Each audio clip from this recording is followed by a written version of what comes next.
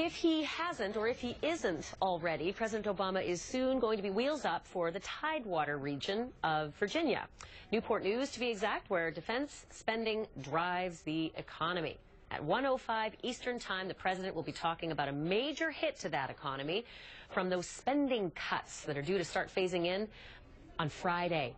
As I'm sure you've heard, $85 billion is being squeezed out of defense and non-defense programs alike between March 1st and September 30th. Every single state is going to feel the pinch, including the two states represented by my next two guests. Bill Pascrell is a 9-term Democratic congressman from New Jersey, and Trey Riedel is a freshman GOP representative from Florida. Welcome to you both. Congressman Pascrell, I want to begin with you, please. The White House is warning that... I'm well, but I don't think you're going to be in a couple of days. The White House has a warning that 60 schools in your state are going to be losing funding, 11,000 civilian defense workers are going to face furloughs, and 18,000 fewer residents will be getting HIV tests. And then I think the specific concerns that are digging into you, people who are struggling from Hurricane Sandy are going to get some really bad news. What is happening? Oh, that's a good question. You know, 3/4 of deficit reduction, Ashley, has already been in terms of cuts to the budget. So anyone who says that this president has not attempted to really shave off what we possibly can live with is absolutely wrong. In fact, next year's non-discretionary discretionary budget, not including the military, will blow lowest we've had in many a year.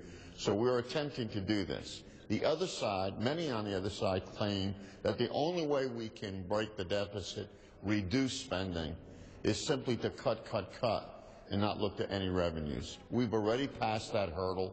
We believe that we do not have to raise any more income tax rates.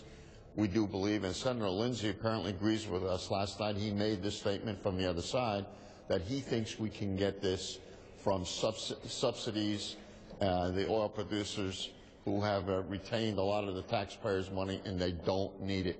We can do this with revenue, and we do it smartly. We can come together. Yeah, but nobody's been acting very smartly, and I'm sure you're probably sick of hearing this, Congressman Pascrell, but y'all brought this on yourselves, didn't you? We absolutely did, and with the administration, our partners along this way, we all decided, Democrats and Republicans, that we would put off and kick the can down the street like we're pretty good at doing.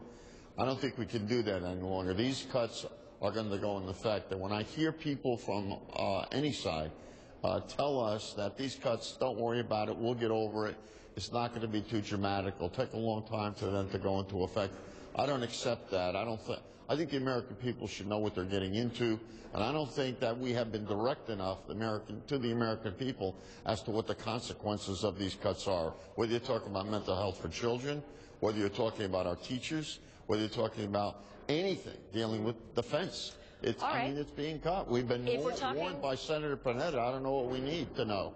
Well, if we're talking about consequences, Congressman Riedel, you are the Tea Party darling, and the Tea Party often stands for cutting wherever you can. The White House is saying that 130 Florida schools in your state are going to lose funding. 31,000 defense workers are going to face furloughs, and almost 80,000 unemployed Floridians are going to lose the government help to find a job. That's got to be a tough pill to swallow, even with the kind of philosophy that you espouse. Are these good cuts? Are you happy with what's coming Friday? Well, first of all, I enjoy support from all sorts of people. While that may include the Tea Party, it includes people like Mayor Rudy Giuliani, just north of the representative here in New York City. Look, I'm all for an efficient government. I've been here a few weeks, basically. It doesn't take a genius to figure out that we are $16 trillion in debt.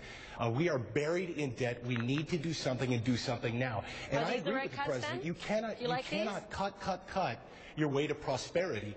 But here's where we're at right now. Unless we make these choices right now, it's not just about cut. It's about save. Saving things in the big picture, like Social Security, Medicare, Medicaid, and ultimately But you're not answering my question, Congressman. I asked you if you were in agreement with what's happening in your state on Friday. Those are pretty serious, specific cuts. You okay with it?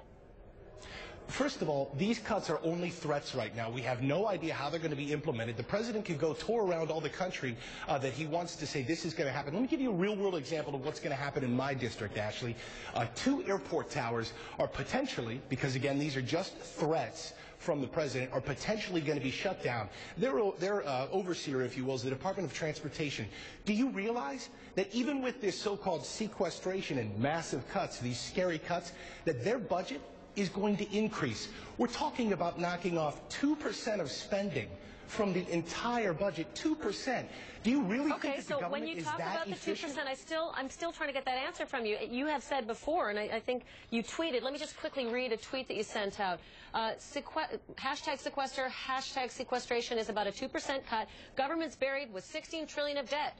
Exclamation point. You think it's so efficient that it can't stand 2%? Can Florida stand the cuts that are coming on Friday? You say they're threats. Can you stand those threats that are coming to your state on Friday, yes or no?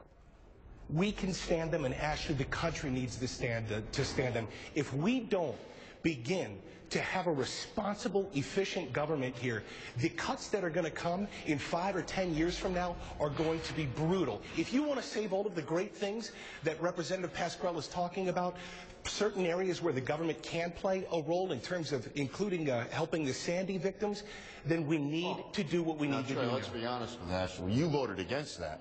Absolutely. So you got a heck of a nerve to even suggest to Ashleigh that we got to help the Sandy victims when you voted against it. I did. Okay, every time Florida has had a problem, the folks in the Northeast have responded, as they should. This is our responsibility. This is one country, one nation, and we should concern ourselves with the common good.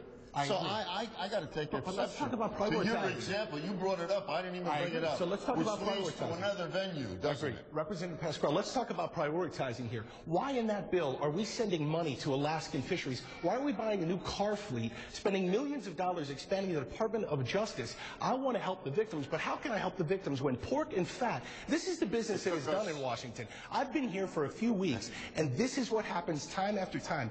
And the representative said it himself. They've been kicking the can down the road for not just years, but generations. It's time somebody stands up and holds this government accountable, and that's what my constituents elected me to do. You're not going to get any special medals to stand up for what we know is avoidable.